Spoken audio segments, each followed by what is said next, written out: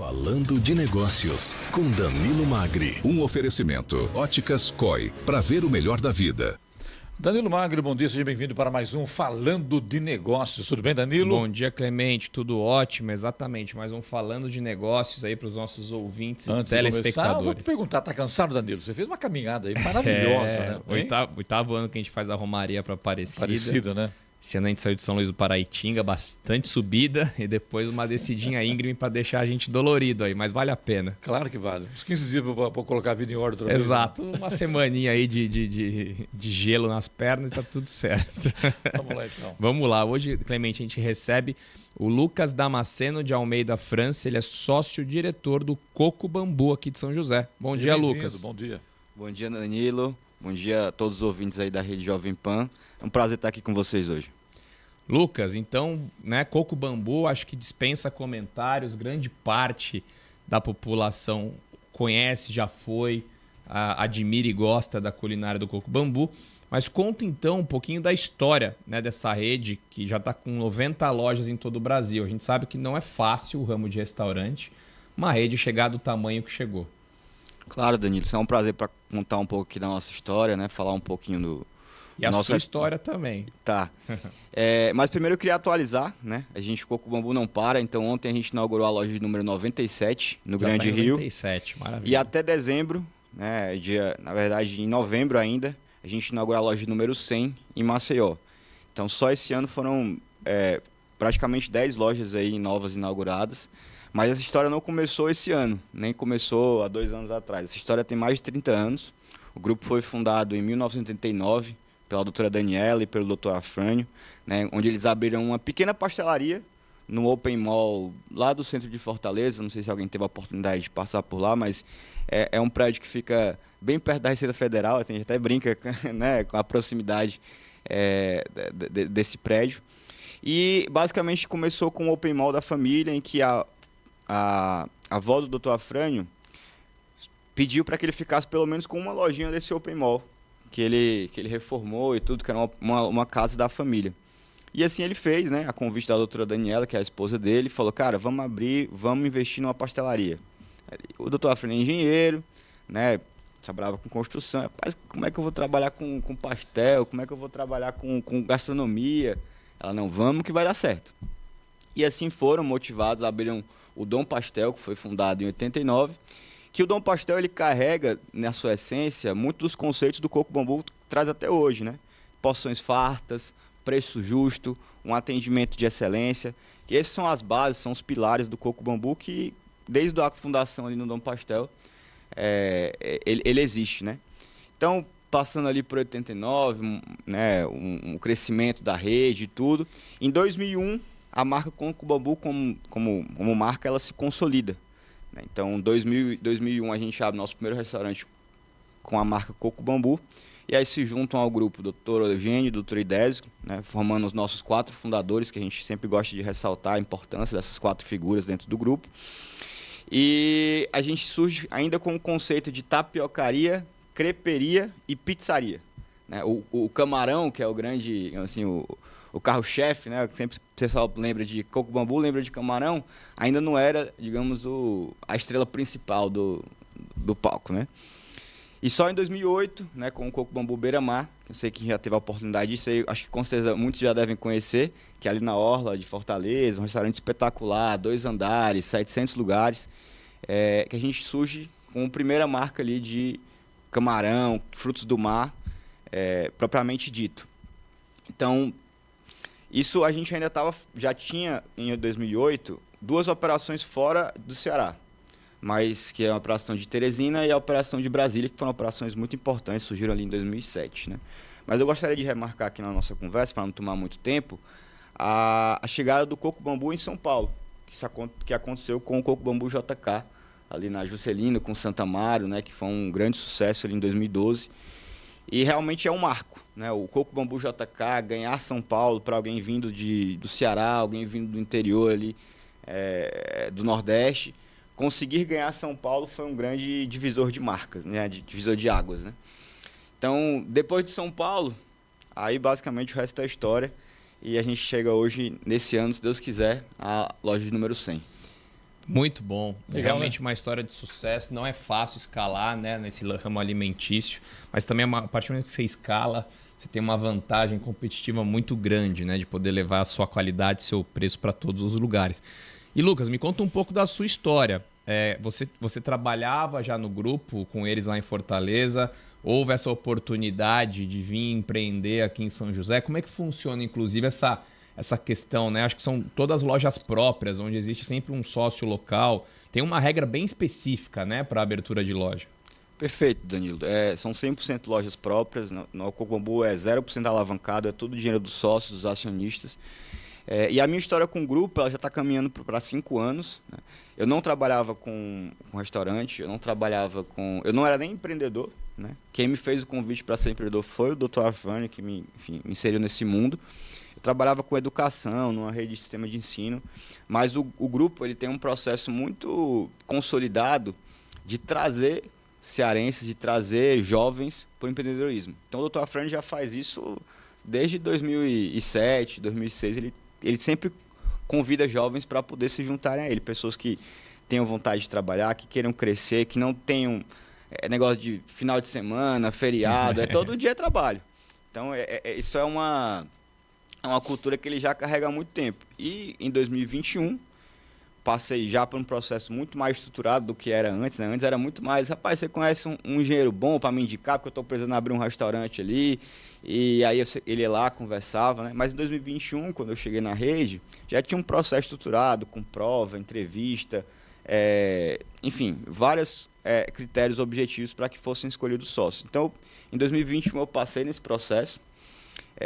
E aí, quando você entra no grupo, de forma geral, existem duas vias, né? Ou você já entra para ser um sócio investidor, um sócio que opera a rede, ou você entra como um sócio executivo, né? Que eu diria que é uma espécie de trainee de sócio, vamos dizer assim. Você entra como status de sócio, função de sócio, mas você ainda não está no capital social, você ainda não está investindo ali. Mas você tem as mesmas responsabilidades, as mesmas atribuições. E, enfim, foi dessa forma que eu entrei em 2021 na loja de Osasco. Pouco tempo depois, ali no Super Shopping, pouco tempo depois eu estive na loja do AMB, ali na Zona Norte, ali na Brasleme. E aí, ao final de 2022, que eu recebi o convite para vir para São José dos Campos. Então, o convite chegou, né? Fiquei maravilhado com o convite de vir para essa cidade, que é, enfim, um espetáculo de cidade. Já conhecia, porque tinha alguns amigos que tinham feito ITA, mas tive a oportunidade de reconhecer, né? Assim, realmente é uma cidade com muitas oportunidades, cidade limpa, organizada, tudo funciona, né? Assim, é um espetáculo, realmente. E foi muito bom. Né? A gente é muito feliz com a escolha. Acho que você me perguntou dos parâmetros, né, para escolher São José. Então, sobre os parâmetros para escolher uma cidade, Danilo e ouvintes, assim, existe um time que busca todos os fatores socioeconômicos, de desenvolvimento, enfim, de espaço, se realmente cabe naquela cidade um Coco Bambu ou não. E isso, enfim, fica muito mais ligado ao nosso time de expansão, que faz esses estudos. Mas, assim, da nossa parte, falando assim um pouco mais no particular, o que realmente pesa para a gente investir na cidade é a gente chegar na cidade e sentir a cidade. Então é por isso que o Coco Bambu, O feeling ainda conta muito. O feeling conta muito, assim, o olho no olho, o aperto de mão, tomar um café na cidade, enfim, almoçar num restaurante próximo, isso realmente é o diferencial, é o que conta. Os fatores, obviamente, o que vai dar lá no indicador é muito importante, mas o olho no olho acaba vencendo muitas vezes, né? E São José, pô, não tem nem o que falar, né? Tem vários fatores que despertam esse nosso interesse, né? Uma cidade pujante, uma cidade que vem crescendo, uma cidade que, se você olhar todos os ramos, basicamente ela vem crescendo, imobiliário, gastronômico. Sim. Tudo ela vem alavancando aí nos últimos anos. E o que eu ia falar? Acho que eu me perdi aqui.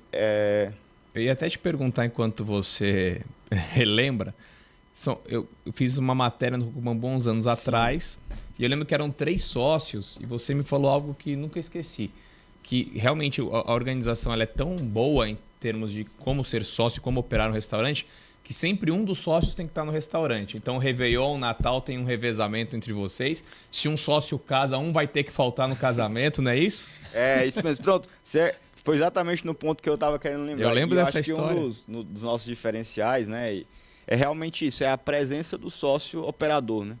É algo que o Dr. Afran e que os nossos fundadores sempre... Eles praticavam isso na época que operavam loja e hoje eles nos exigem, né, fazem questão que a gente tenha realmente essa mesma vivência. Então, os sócios operadores, eles participam ativamente da gestão, né, e do envolvimento da loja. Então, diariamente... Hoje é porque a loja não abriu ainda. Começa às 8 horas o turno, mas com certeza às 8 horas já vai ter um sócio lá na loja. E até a hora que a loja fecha também vai ter um sócio. Então, qualquer momento do dia, você vai conseguir ir lá no Coco Bambu e falar: cara, não gostei do meu prato, não gostei da resposta do gerente, quero falar com o dono. O dono vai estar lá. Você vai poder ter uma oportunidade de conversar, de trocar uma ideia, de expor sua opinião. Mas se ela não quer falar pessoalmente, que eu me sinto constrangido de ver uma pessoa na minha mesa e tal, o nosso telefone é público. É uma coisa que a gente também não esconde. Se você entrar, seja na nossa rede social, seja você receber um panfleto nosso de delivery, onde tem nossos números. Então, a gente faz questão, ou na entrada das lojas, todas tem nossos números, que é um direcionador de fale com o dono. Lá vai ter o meu nome, vai ter o do Ricardo e vai ter o do João. São os 3 sócios que operam a loja de São José dos Campos. E não são o nosso segundo número, o nosso terceiro número. É nosso primeiro número de verdade. Porque a gente faz questão que os clientes entrem em contato com a gente e dê feedback. Isso é uma coisa maravilhosa. Você poder a oportunidade de errar, né? E ter a oportunidade de corrigir logo em seguida. Muitas vezes o cara falou: pô, meu chopp não ficou legal, meu chopp estava um pouco quente.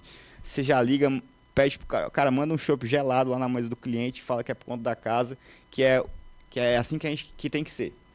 Então, esse atendimento rápido, essa presteza faz muita diferença. E um cliente insatisfeito que é atendido em seu problema acaba se tornando um cliente mais fiel. Com certeza. Você reverte da água para o vinho, literalmente, esse cliente.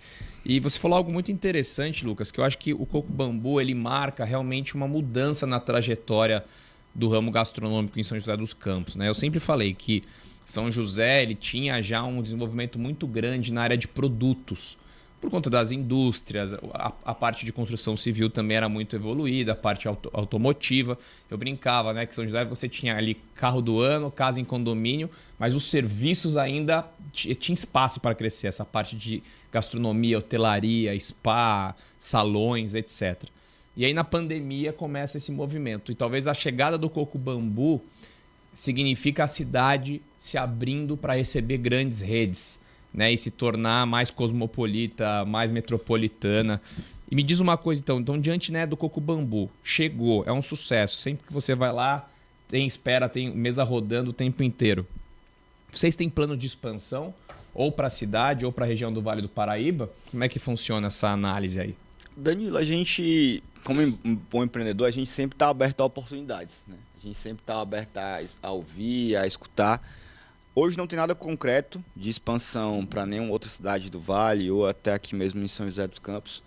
A gente está muito focado em fazer as nossas 2 marcas que tem hoje aqui se expandirem. Então a gente tem o Coco, né? Mas tem o Vasto também, que a gente inaugurou. Vale a pena falar do Vasto. Então a gente inaugurou o Coco aqui em junho de 23 e inauguramos em abril de 24 o Vasto, que é a nossa marca de steakhouse na Nova Yorkina, é americana, né? A gente tem um hall de entradas, tem sushi, tem carnes nobres de corte britânico. Então hoje o nosso foco principal, digamos assim, é se estabilizar, se concretizar com essas 2 operações que nós já temos, né? Expandir o nosso delivery, né? Que a gente tem delivery tanto no Coco quanto no Vasto, mas está sempre aberto para as oportunidades, né? A gente tem outras marcas no nosso guarda-chuva, né? A gente tem a nossa marca Plus, que é uma marca de buffet infantil, que a gente também poderia trazer para São José. Mas em relação à expansão, é como eu falei, não existe nada de concreto, mas a gente está sempre aberto aí a oportunidades, a escutar boas propostas, né? Muito bom. Você falou algo durante a história do Coco Bambu que me chamou a atenção, que é a questão de começa como uma pastelaria, vamos dizer assim, aí migra para uma tapiocaria, creperia, e em um momento vocês vão para essa parte de frutos do mar e camarão, que não é algo, talvez não é aquela comida que você pensa de primeira, né? Frutos do mar, não é algo que que está no ideal, na mente de todos os brasileiros, principalmente em algumas regiões.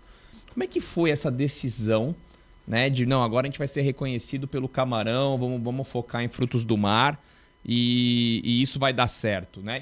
E o que você falou, não é só criar os pratos e servir bem e render bem, é o preço. Hoje vocês têm camarões a preço muito justo. Como é que foi essa estratégia? Danilo, a nossa intenção sempre, como Coco Bambu, sempre foi de ser um restaurante para todo mundo, né? A gente até brinca. Quem é o público do Coco Bambu? Todo mundo. Então a gente tem, desde o cara que quer... Hoje a gente tem pratos promocionais de segunda a sábado, que o cara consegue lá no nosso restaurante. Por R$ 99,90 tem uma refeição, né? O nosso camarão Coco Bambu de 2 pessoas. E tem uma refeição esplêndida. Mas eu também tenho um cara que gosta de comer uma lagosta, gosta de comer um vinho mais, né, tomar um vinho mais específico, que já vai ser um cara que vai gastar alguns reais a mais. Então o nosso público a gente sempre quis ser o mais abrangente possível. O Dr. Afrânio sempre teve essa cultura de, cara, como é que eu faço que o cliente vir na minha loja? O que é que está impedindo ele de vir na minha loja? O que está me impedindo de vir na minha loja é porque não tem camarão, então eu vou ter que ter camarão. O que é que está me impedindo de eu ter mais cliente na minha loja? É o peixe, que o nosso peixe é diferente, então vamos trazer o melhor peixe para cá. Então a cultura do Dr. Afrânio sempre foi essa, de tentar abranger a maior gama de público e trazer esse cliente para dentro da loja. Você me perguntou como é que foi essa migração, né? Bom, essa pergunta eu nunca fiz pro Dr. Afrânio, mas assim, antes de ser sócio, eu era cliente, né, do Coco Bambu. Então eu sou de Fortaleza, né? Eu acabei acho que não comentei isso, mas eu sou de Fortaleza. Vim para São Paulo a convite do grupo, mas o que eu consigo dizer até como cliente, né? Não como exatamente como sócio, é que assim, é um mercado dentro de Fortaleza, dentro do Ceará, que é muito nítido, forte, né? É muito forte a questão de frutos do mar, o fruto fresco, o nosso contato. O público da região, ele demanda muito esses frutos do mar. E assim, uma coisa do Coco Bambu é que hoje você entra nas lojas, elas são, enfim, lojas sofisticadas, mobiliário novo, mas ele tem alguns fatores que você remete à rusticidade. Então, os primeiros Coco Bambus, eles não eram como os de hoje, né? Eles eram chão de areia, tinham alguns elementos em árvore, em madeira. Então, eles eram bem mais rústicos, né? Depois eu até posso conceder algumas fotos para vocês e tudo, para vocês terem uma ideia de como que era, mas não era esse restaurante sofisticado, né? E essa sofisticação ela veio com o tempo para poder realmente agradar um público mais específico. Mas a nossa ideia ainda hoje é essa, é ter elementos da nossa arquitetura que façam com que a pessoa que vai procurando um restaurante mais acessível, ela se sinta confortável, e aquele que vai procurar um restaurante mais sofisticado, ele também tem a experiência e também se sinta à vontade de estar ali, enfim, desfrutando um momento importante. Sabe que a primeira vez que eu estive num Coco Bambu foi em 2013 no Coco Bambu de Brasília. Ele já era bastante sofisticado. E você falou algo sobre conquistar São Paulo que eu concordo contigo. E aí depois eu morava em São Paulo e chegou o Coco Bambu em São Paulo. E era uma expectativa muito grande do paulista que já conhecia. Opa, agora vai ter Coco Bambu aqui. E isso não é qualquer marca que consegue vir de fora e conquistar o público paulistano, né? Então como é que você enxerga, Lucas, o futuro do ramo gastronômico no Brasil, o futuro dos restaurantes no Brasil, né? Quais são as principais mudanças que o Coco Bambu fez ou fará em sua história para se manter atualizado e competitivo? O que você enxerga, né? Em relação à tendência do consumidor, tipo de prato, tipo de consumo? Danilo, a gente está sempre atento a essas mudanças de mercado, sabe? E é muito difícil você prever o futuro. É muito complicado, mas a gente está sempre atento e se movendo rápido. Nossa ideia é, por mais que a gente hoje seja uma loja um grupo, né, com 100 lojas, a gente quer agir e se mover como se a gente tivesse uma loja. Porque muitas vezes quando você aumenta a quantidade, você cria complexidade, você diminui o fluxo das mudanças. Isso realmente é o que acho que acaba matando muitos negócios. Então, posso dar exemplo dos pratos individuais. Por exemplo, aqui em São José, quando a gente inaugurou, a gente não tinha pratos individuais. A gente percebeu uma demanda muito grande ali perto daquela torre comercial que a gente tem. Enfim, tem outras torres comerciais próximas da região. E já existiam lojas que trabalhavam com pratos individuais. E a gente falou, cara, temos que trazer pratos individuais para São José. E trouxemos, e hoje hoje a gente tem menu executivo lá de R$ 79,90, que é um espetáculo. Essas lojas, elas têm essa flexibilidade de criar alguma coisa regional. Perfeito. Como a gente tem sócios operadores em todas as lojas, a gente acaba que essas decisões elas são descentralizadas. Então, cara, eu quero trabalhar com prato individual ou não vou trabalhar com prato individual. Sei lá, exemplo, tem um prato... Aqui em São José a gente não tem esse tipo de situação, mas lá no Manaus a gente tem alguns peixes que são específicos da região de Manaus. No tambaqui, costela de tambaqui. Então, cara, o pessoal aqui sai de casa para comer costela de tambaqui. Então, a gente tem que ter costela de tambaqui, né? Tem até um pedido aqui que eu pedi pro meu chefe, que eu falei, cara, a gente precisa ter o bolinho caipira de São José. Eu ia falar isso agora. Vocês vão ter que colocar o bolinho caipira, então. Então, Jacareí. Então, a gente tem essa... o meu chefe, eu até fazendo um compromisso aqui, eu até mandar essa entrevista para ele, porque ele tá com essa missão de produzir, né, de elaborar Ou faz um bolinho caipira de camarão, pronto. Aí já tem a marca registrada. Rapaz, gostei da sugestão. Vamos fazer um bolinho caipira de camarão. Pegar a massa. Juntou a tradição de São José com a expertise do coco bambu e tá aí o bolinho caipira de camarão. Basicamente, você acabou de responder a sua pergunta. É desse jeito. Você acabou de dar uma resposta, uma ótima sugestão. Chegar aqui, vou falar com o meu chefe. Daqui próximo ano tá lançado aí o bolinho caipira de... Aí você me chama lá pra experimentar. Aí chamo você pra degustar e compartilhar a ideia. Mas enfim, Danilo, o setor gastronômico ele é um setor que está se reinventando. Ano após ano, a gente vê aí o avanço da questão da inteligência artificial para monitorar o consumo, enfim, são pontos que a gente tem que estar sempre atento. Mas uma coisa que não vai mudar, e eu tenho certeza que não vai mudar, é a pessoa ir num restaurante, ela ter a experiência, ela escutar uma boa música. São conceitos que, como eu falei, não surgiram ano passado, surgiram em 89. Então a pessoa, quando vai no restaurante, ela busca ter conforto, ela busca ter uma experiência, ela busca pagar um preço justo, ela busca porções fartas. Então, desde 89 a gente carrega esse preceito. E possivelmente até 2100 a gente vai estar, né? A gente vai estar ainda nesse mesmo ritmo. Então, os nossos pilares, né, como eu comentei, que são o atendimento de excelência. Cara, pode ter a inteligência artificial mais perfeita do mundo, mas você chegar num restaurante e ter a experiência ali de conversar, de ser atendido, acho que esse é um ponto que a IA, a inteligência artificial, não vai conseguir suprir nunca. Porque né? São as relações... O contato com o cliente, né? O contato com o cliente ali. Então, você chegar num restaurante e você ter ali um ambiente cheiroso, tudo com a manutenção em dia, com a loja limpa. Você chegar num banheiro e ter, né, tudo cheiroso também, com música, como nosso banheiro. Enfim, são todos esses aspectos que uma pessoa que está buscando ali um restaurante... Porque o restaurante, na verdade, ele é um momento para você celebrar muitas vezes, né? Então, é um local que você busca para celebrar, para viver um momento especial. E isso você não vai conseguir, dificilmente você vai conseguir fazer de casa. A gente está em casa também, para quem não conseguir vir, a gente pode passar nosso aplicativo Coco Bambu e ter a experiência de casa, mas a experiência de restaurante, ela ainda vai durar por muito tempo, eu tenho certeza disso. Bacana essa história, né, Danilo, que não atende só o mercado de São José também, toda a região vem, né? Então é uma marca consagrada mesmo já no Brasil. Estava falando aqui com o Lucas Damasceno, de Almeida França, que é o sócio-diretor do Coco Bambu. Danilo Magri, semana que vem. Mais um Falando de Negócios. Lucas, bom dia, seja bem-vindo sempre aqui. Sucesso para vocês mais ainda. Obrigado, gente. Obrigado. Foi um prazer estar aqui com vocês hoje. É sempre um prazer estar falando do Coco Bambu e falando um pouquinho da nossa história. E agradecer ao Danilo e a vocês pelo convite.